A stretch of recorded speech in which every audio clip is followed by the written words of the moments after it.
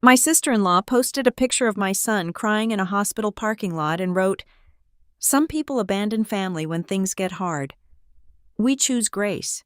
What she didn't say was that I had taken that picture at 2:13 in the morning after spending 13 hours in the emergency room with my mother while she and my brother were at a lake house 2 counties away. By breakfast, half our church had seen it. By lunch, parents from my son's school were whispering about it. And by dinner, my own brother texted me one sentence that finally made something inside me go still. "Don't come to the fundraiser tonight. We don't need your attitude ruining Mom's recovery." So I didn't bring the casseroles they expected. I brought the truth. My name is Erin Calloway, and if you've ever been the person everyone calls dependable until the day you say no, you'll understand why I didn't scream that night. I didn't cry in the group chat. I didn't write a long paragraph defending myself to people who had already decided I was guilty. I just opened the blue binder I'd been carrying for 8 months, checked every tab, and drove to the church basement where my family had planned to turn my silence into their applause. But before I get there, you need to know how we became the kind of family that could smile for a photo while stepping over the person holding everything together. I live in Cedar Grove, North Carolina, the kind of town where people know your car before they know your last name, where the grocery store cashier remembers if your kid likes grape or cherry popsicles, where prayer requests travel faster than weather alerts. I work in the front office at Oak Ridge Elementary. Attendance forms lunch balances, bus changes, scraped knees, late pickups, forgotten permission slips. That's my world. I know which parents are struggling, which kids fake stomach aches before spelling tests, and which teachers hide emergency chocolate in their desk drawers. It's not glamorous, but it's honest work. And it lets me be close to my son Noah. Noah is 10. He has my stubborn chin and his father's long eyelashes, which is annoying because his father left before Noah was old enough to remember him clearly. I raised him mostly alone with a calendar on the refrigerator, a coupon folder in my purse, and a rule that we might not have everything but our house would always feel safe. Our house is small. 2 bedrooms, 1 bathroom, yellow kitchen tiles that never look clean no matter how hard I scrub. There's a maple tree in the front yard that drops leaves into the gutters every fall, and a porch swing my dad hung before he passed away. That porch swing is where my mother used to sit when she came over on Sundays. My mother, Helen, was not an easy woman, but she was mine. She remembered every birthday, overcooked every roast, and believed casseroles could solve most emotional problems. She had a sharp tongue when she was tired, but she also kept every school picture of Noah in a shoebox labeled "My Little Man." Then last October, she slipped in her laundry room. At first, everyone said it was just a fall. Then it was a fracture. Then it was a medication issue. Then it was a small stroke the doctor said might have happened before she hit the floor. Suddenly my mother, who used to carry 10 grocery bags at once just to prove she needed help buttoning her cardigan. That was when my brother Caleb became very visible. Caleb is 3 years older than me. He sells insurance out of an office with glass walls and motivational quotes. He wears clean boots that have never seen mud and says things like, "We need to lead with faith" whenever he wants someone else to do the hard part. His wife Brooke is prettier than she is kind, but not in a cartoon villain way. That would be easier. Brooke is the kind of woman who brings store-bought cookies on a ceramic plate so people think she baked. She remembers names, smiles at church ladies' posts Bible verses over filtered sunsets, and somehow always ends up in the center of every family photo. They have 2 kids. Mason and Lily, both sweet when they're tired and wild when they're not. I love them. That's part of what made everything harder. When Mom first came home from the hospital, Caleb called a family meeting at her house. He stood in the living room with his arms crossed, acting like a man about to solve a national crisis. "We all need to step up," he said. Brooke nodded beside him. "We're not putting Helen in a facility. Family takes care of family." I remember looking at my mother in her recliner, her left hand resting weakly on a blanket, her eyes moving from Caleb to me. She looked scared. That did something to me. So I said, "Okay, let's make a schedule." That was my first mistake. I thought a schedule meant fairness. In my family, it meant evidence of who could be blamed. I made a shared calendar. Mondays I would stop by after school for groceries and medication checks. Caleb took Tuesdays. Brooke volunteered for Thursdays. Tessa, my younger sister in Nashville, promised to call Mom every other night and come down once a month. For about 9 days, it looked like a family working together. Then Caleb's Tuesdays became client emergencies. Brooke's Thursdays became the twins have activities. Tessa's calls became texts that said, "Tell Mom I love her slam today." And somehow, without anyone voting on it, Mom became my responsibility. I picked up prescriptions on my lunch break. I changed the sheets after accidents. I called the insurance company and stayed on hold long enough to memorize the entire flute version of Here Comes the Sun. I drove Mom to physical therapy twice a week and sat in the parking lot answering school emails from my phone. I did it because she was my mother. I also did it because every time I didn't, something went wrong. One Tuesday, Caleb forgot to take her to a follow-up appointment, and Mom sat by the window in her good blouse for 2 hours before calling me. Her voice was small when she said, "Maybe I got the day wrong." She hadn't. I left work early, drove across town, and took her myself. That night, Caleb posted a photo of Mom's walker beside his fireplace with the caption, "Making sure Mom feels loved every step of the way." He had borrowed the walker for the picture. Mom was at her own house. I didn't say anything. That became my pattern. I didn't say anything when Brooke asked me to watch her kids just for an hour and pick them up 4 hours later with shopping bags in her hands. I didn't say anything when Caleb told the church men's group he was managing Mom's care, while I was the one cleaning out her fridge because expired yogurt had exploded on the bottom shelf. I didn't say anything when relatives started praising him for being such a devoted son. I didn't say anything because for a long time I thought keeping peace was the same as being good.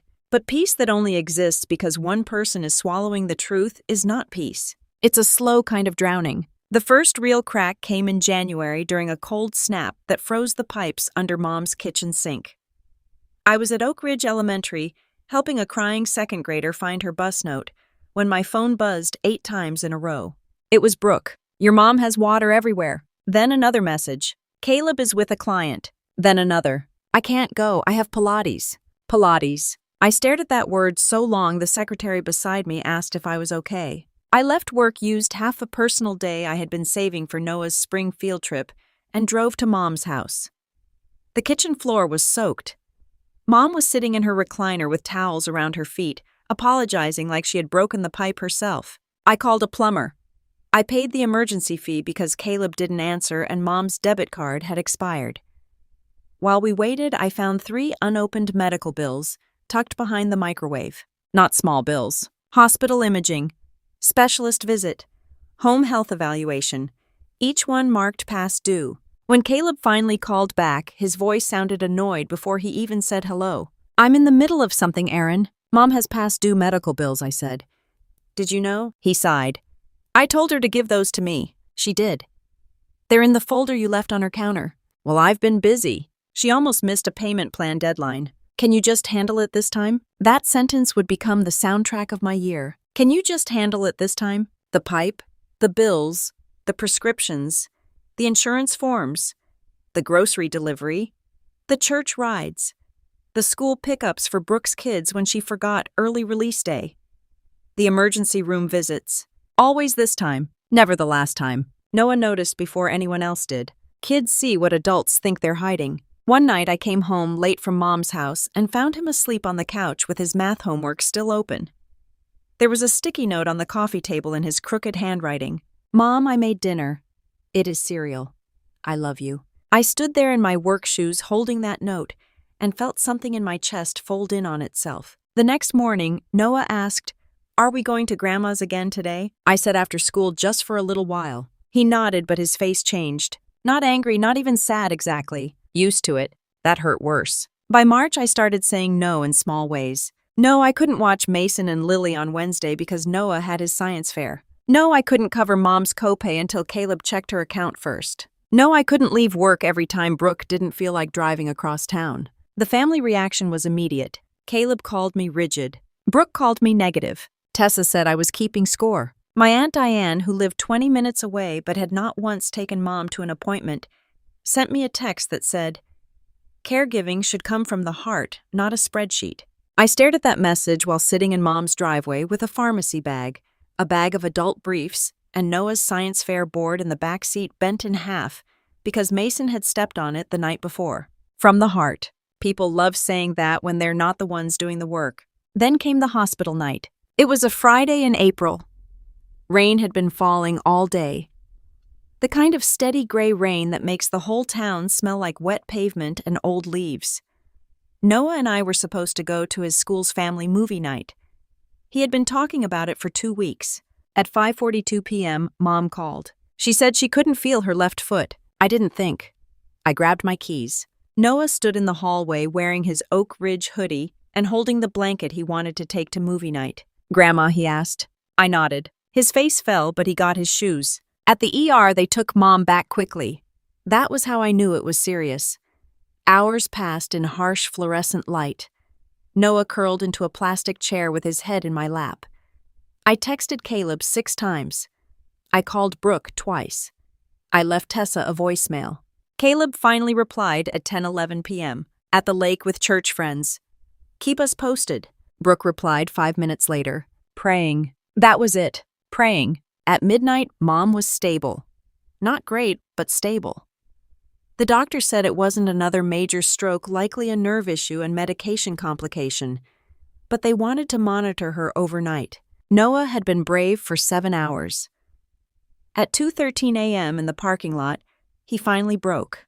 He cried because he was tired, because he had missed movie night, because he was 10 years old and had spent his Friday night listening to machines beep around his grandmother. I took a picture not for Facebook. Never for Facebook. I took it because he had fallen asleep afterward with his cheek pressed against my shoulder, and for 1 second under the ugly parking lot lights, he looked like the toddler he used to be. I sent it to the family group chat with one sentence. "Noah is exhausted. I need help tomorrow." No one answered until morning. Then Brooke saved the photo. By 8:30 a.m., it was online. She cropped me out. She left Noah's red eyes, the hospital sign in the background, and wrote her caption about abandonment and grace. The comments came fast. "Praying for your family. You and Caleb are such a blessing to Helen. Some people don't understand sacrifice. Poor Noah. Kids shouldn't be dragged into adult drama." That last one came from a mother at Oak Ridge Elementary. A mother who smiled at me every morning. I felt heat crawl up my neck. Not shame, something sharper. They hadn't just lied about me. They had used my child's pain as a weapon. I called Caleb. He didn't answer. I called Brooke. She answered with noise in the background like she was at brunch. "Take it down," I said. She went quiet for half a second. "Excuse me, take the picture of my son down. It's a prayer request. It's a picture of my exhausted child that I sent privately after being alone in the hospital all night." Her voice cooled. "Maybe people wouldn't misunderstand if you didn't make everything so tense." Brooke. "No, Aaron. Honestly, everyone is tired of your martyr routine. We all have families. We all have jobs. But you act like you're the only one who cares." I looked through the windshield at the hospital entrance where an elderly man was helping his wife out of a car with one hand on her elbow and the other holding an umbrella over her head. "I am the only one here," I said. Brooke hung up. The post stayed up for 6 hours, long enough for my principal to call me into her office on Monday with a face full of concern. She was kind. That almost made it worse. "Aaron," she said gently, "is everything okay at home?" I wanted to disappear through the floor. Instead, I sat up straight and said, "My family posted something misleading. My son is safe. I'm handling it." And I was, just not the way they expected. After that, I started keeping the binder, not because I wanted revenge. At first, I just needed proof for myself that I wasn't losing my mind. Blue cover, white label, mom care binder. Inside, I kept appointment summaries, medication lists, pharmacy receipts, grocery receipts, printed screenshots from the shared calendar texts, where Caleb canceled texts, where Brooke asked me to take her kids' texts, where Tessa promised to visit and didn't. I made tabs: medical, insurance, house, school conflicts, childcare requests, church posts. That last tab made my stomach hurt, because Brooke kept posting. A selfie outside Mom's rehab appointment after arriving in the last 10 minutes. A picture of Caleb holding Mom's hand on Easter Sunday captioned, "Honored to carry this season with you, Mom." A photo of a casserole I made on Brooke's kitchen counter captioned, "Feeding family is ministry." I didn't comment. Every post was another page in the binder. Then in May, Caleb announced the fundraiser. Not to me, to Facebook. "Friends, as many of you know, our family has been walking through a difficult season with Mom's recovery. Brooke and I are hosting a Hope for Helen dinner at Cedar Grove Community Church to raise support for home modifications, medical costs, and ongoing care. We believe in community. We believe in family. We believe no one should carry this alone. I read it standing in the school copy room while the machine spit out math packets. No one should carry this alone. I laughed once. It came out so dry and ugly that the PE teacher poked his head in to check on me. Then my phone buzzed. Brooke, we need 3 pans of your chicken casserole for the dinner. Also your banana pudding. People love it. A second message. And please don't make this weird. This is for Helen. I didn't answer right away. That evening I went to Mom's house. She was in her recliner watching a game show with the volume too loud. Her speech had improved, but when she got tired, words still tangled in her mouth. She looked older than she had the year before. Smaller somehow. Did you know about the fundraiser, I asked? She blinked. Caleb said church dinner. For your medical costs and home modifications. She frowned. Home what? The ramp. Bathroom rails. Chairlift. Mom shook her head slowly. Caleb said later. Said house look bad with ramp. I felt my hands go cold. Who told him that? She looked away. That was answer enough. The next day I called Mr. Landry, the contractor from church who had looked at Mom's front steps back in February. He was a soft-spoken man with sawdust permanently stuck in the lines of his hands. Aaron, he said carefully, I gave Caleb the estimate. I also told him the men's group could help build the ramp at cost. At cost. Yes, ma'am. He said he'd think on it. Did he say why he didn't schedule it? A pause. Then Mr. Landry said, he said Brooke worried it would make the house look like a nursing home. I closed my eyes. Mom had been struggling up those steps for 3 months. 3 months of fear. 3 months of me walking backward in front of her with one hand ready in case she slipped. Because Brooke didn't want the house to look old in pictures. That night I told Caleb I wanted to talk before the fundraiser. He met me at a coffee shop near the high school, still wearing his work badge. Like he might need to prove importance to the barista. I brought the binder, but I left it in my bag. Not yet. I need you to be honest, I said. Where is the fundraiser money going? His face tightened. Mom's care. What care? Bills, improvements, things that come up. Then why didn't you install the ramp when Mr. Landry offered to help? Caleb's jaw moved. It's not that simple. It is that simple. Mom needs a ramp. Brooke and I are trying to think long term. If we ever need to sell the house, I stared at him. Sell Mom's house. Don't twist my words. Then choose better ones. His eyes flashed. There he was. Not the church smile. Not the devoted son. My brother. You know what your problem is, he said. You think doing errands makes you a saint. No. I think doing errands means I'm doing errands. I think posting about them when you didn't do them makes you a liar. He leaned back like I had slapped him. You're jealous, he said. I almost smiled. That was the story he needed. Jealous, bitter Erin. Controlling Erin. The single mom who couldn't stand seeing her successful brother praised. It was cleaner than the truth. I want Brooke to take down the post of Noah, I said. That again. Yes, that again. It's already old news. Not to him. Caleb looked away, irritated. The dinner is in 2 days. Don't bring this energy there. I'm coming. His eyes came back to mine. No, he said. I waited. He lowered his voice. Brooke doesn't want you there. Mom doesn't need stress. People are donating. We can't have you making some scene. I'm her daughter. And lately you've been acting like her warden. The word landed hard. Warden, not caretaker, not daughter. Not the person who knew which pill made Mom dizzy and which socks fit over her swollen ankles. Warden. Caleb stood, tossed his coffee cup into the trash and said, Drop off the food at the side entrance by 6. You don't need to stay. There it was. They wanted my work, not my presence. Just like that, the last small thread of obligation snapped. On Saturday morning, the day of the Hope for Helen dinner, I woke before my alarm. Noah was asleep down the hall, one arm hanging off the bed, his dinosaur blanket twisted around his feet, even though he claimed he was too old for it. I made coffee. I sat at the kitchen table. I opened the blue binder. Then I did something I should have done months earlier. I sent one message to the family group chat. Since Caleb and Brooke are publicly listed as Mom's primary caregivers for the fundraiser, I'm transferring all reminder calls and appointment confirmations to them starting Monday. The binder has everything needed to continue her care. I'll drop it off tonight. The replies came instantly. Brooke, what does that mean? Tessa, Aaron, don't start today. Caleb, you are not dumping Mom on us because you're mad. I typed back, I'm not dumping anyone. I'm respecting the role you've been claiming. Silence. Then Caleb called. I let it ring. Brooke called. I let it ring. Tessa sent 7 messages, each one more dramatic than the last. She said I was punishing Mom. She said I was embarrassing the family. She said people had already bought tickets. People had bought tickets. That was the part that mattered to them. Not Mom climbing unsafe steps. Not Noah's photo. Not months of hidden labor. Tickets. At noon, I drove to Mom's house. She was sitting on the porch, wrapped in a cardigan, watching the street. I helped her inside and made tea. For a while, neither of us spoke. Then she said slowly, "You mad at me?" The question broke me in a place I wasn't expecting. I knelt in front of her chair. "No, Mom.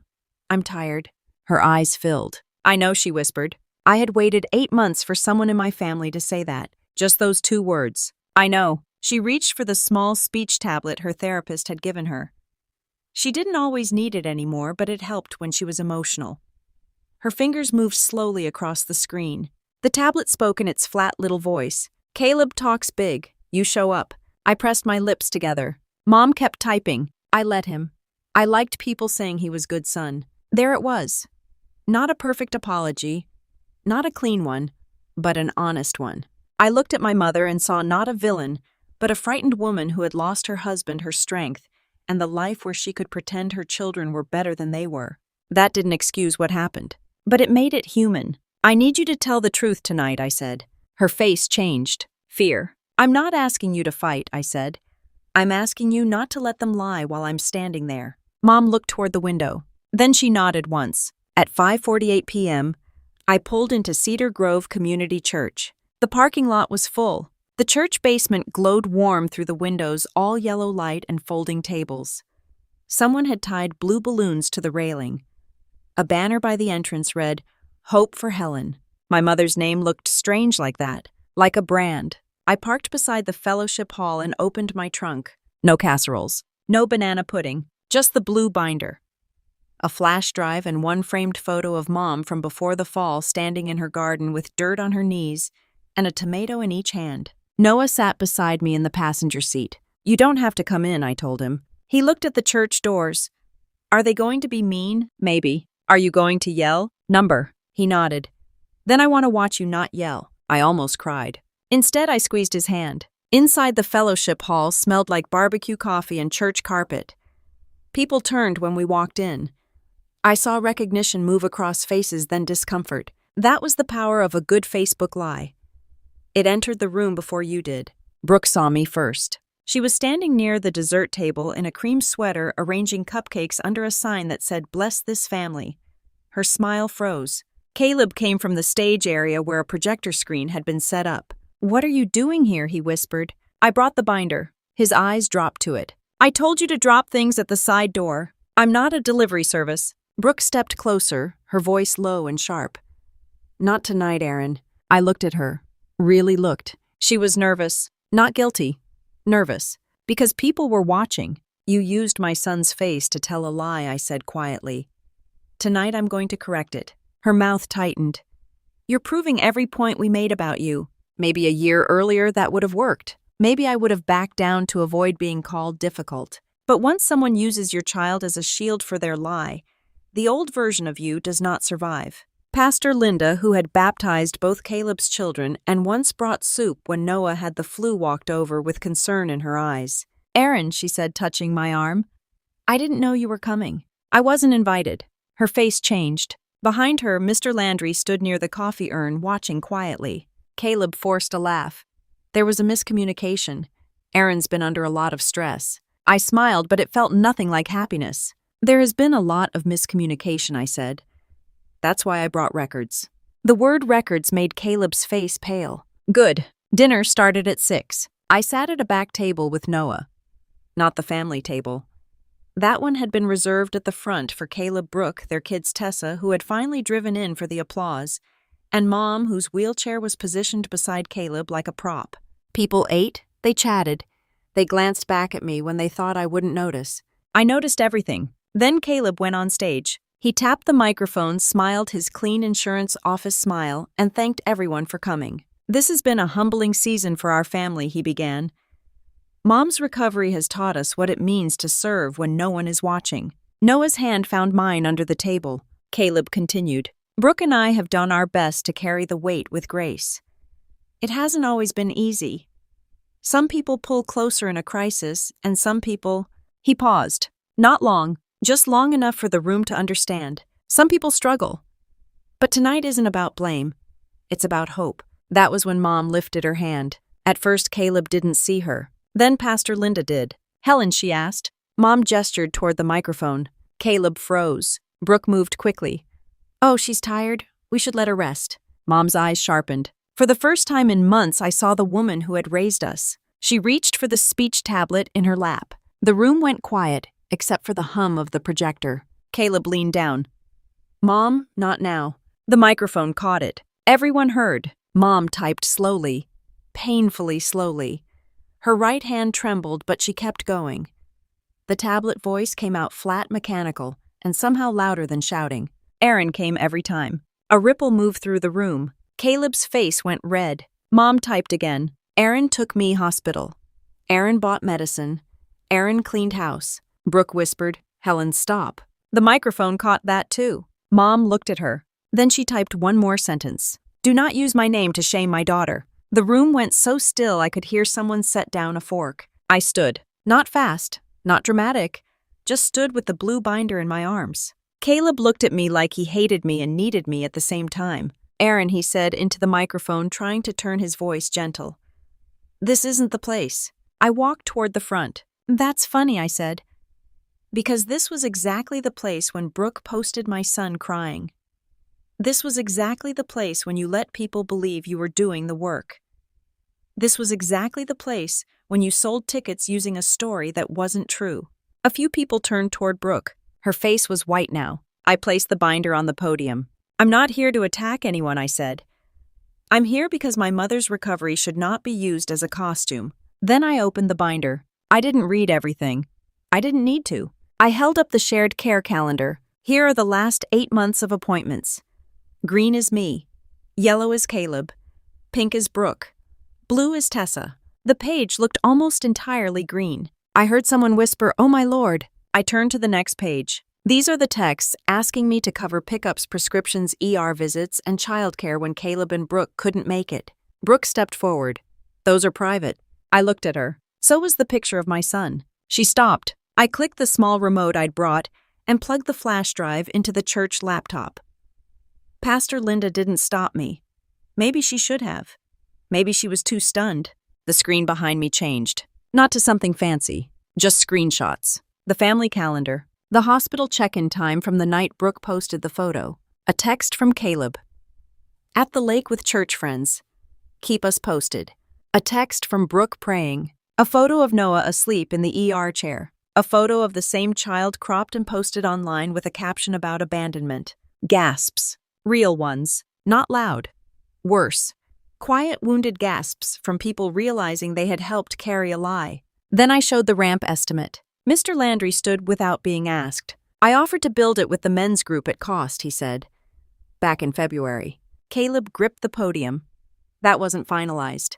Mr. Landry looked at him with tired disappointment. "You told me the ramp would hurt curb appeal." The room changed after that. You could feel it. Sympathy moving away from Caleb like water draining from a sink. Brooke started crying. But it was the kind of crying that checks who is watching. Tessa stood at the family table. "This is humiliating." I turned to her. "No. Humiliating was my son hearing adults at school repeat lies about his mother.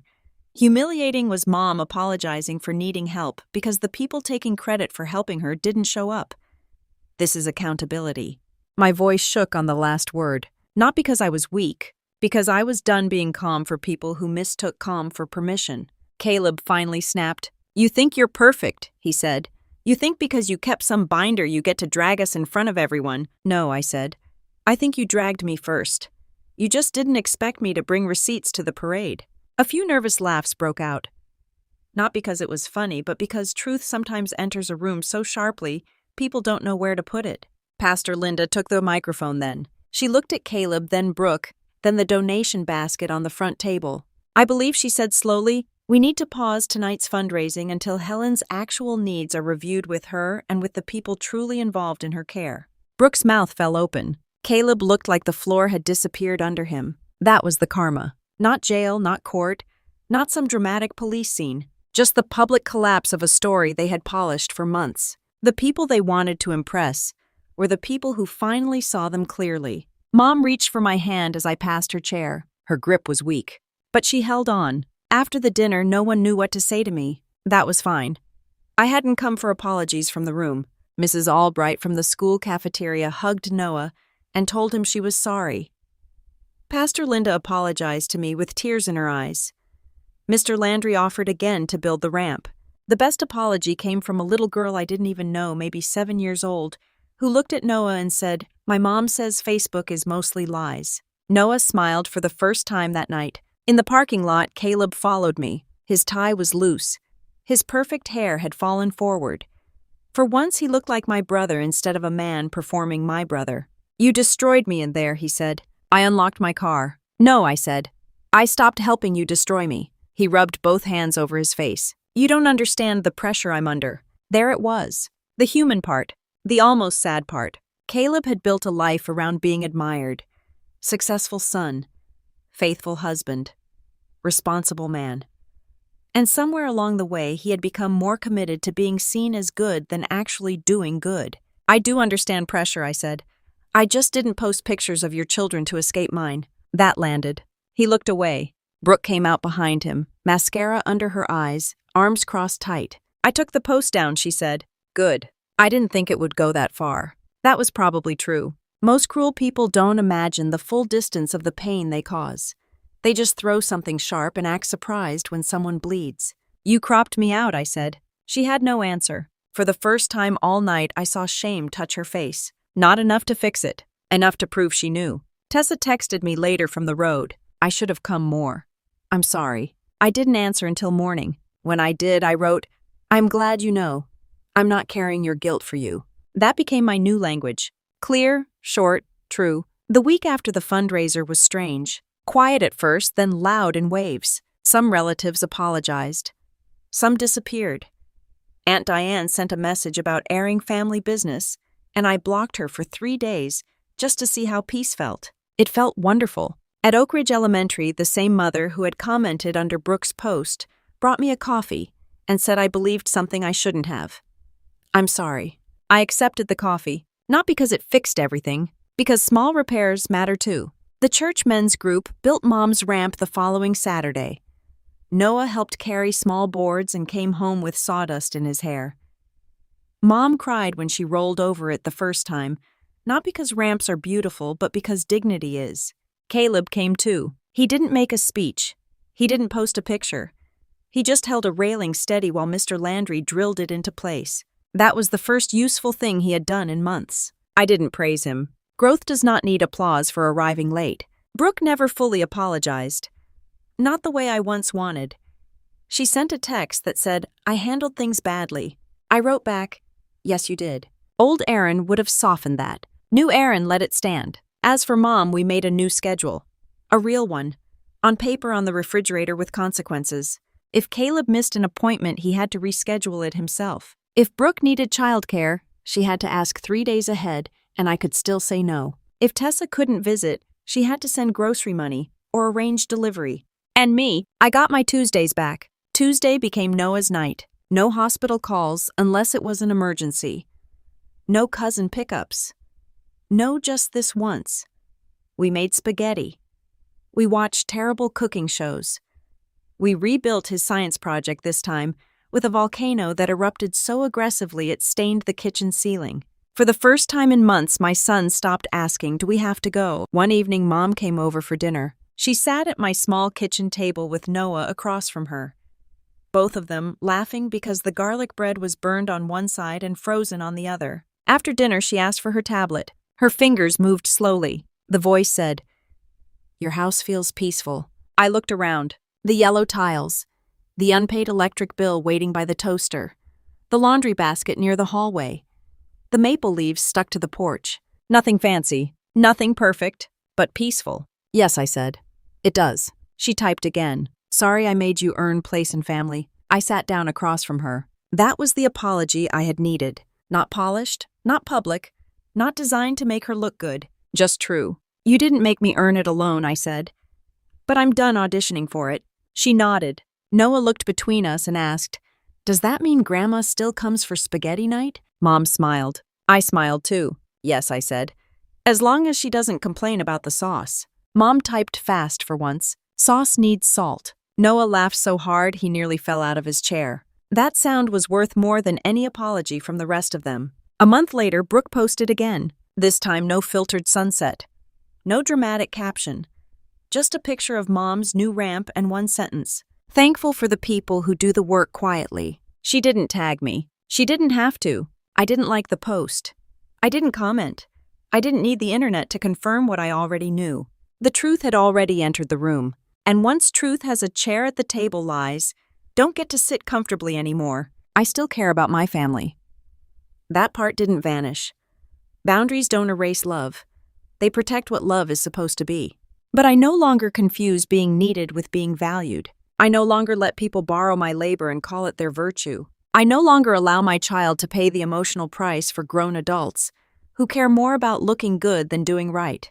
If your family only calls you strong when you are silent, they don't love your strength. They love your obedience. And the day you stop obeying the lie, they may call you cruel. They may call you selfish. They may say you ruined everything. Let them. Sometimes the person who ruins the family is just the first one brave enough to stop decorating the damage. And sometimes peace doesn't begin when everyone understands you. Sometimes it begins when you finally stop begging to be understood by people who benefited from misunderstanding you. So if you've ever been the one carrying the calendar, the bills, the kids, the hospital bags, the family secrets, and the blame, I hope you hear this clearly. You are allowed to put the weight down. You are allowed to tell the truth. And you are allowed to build a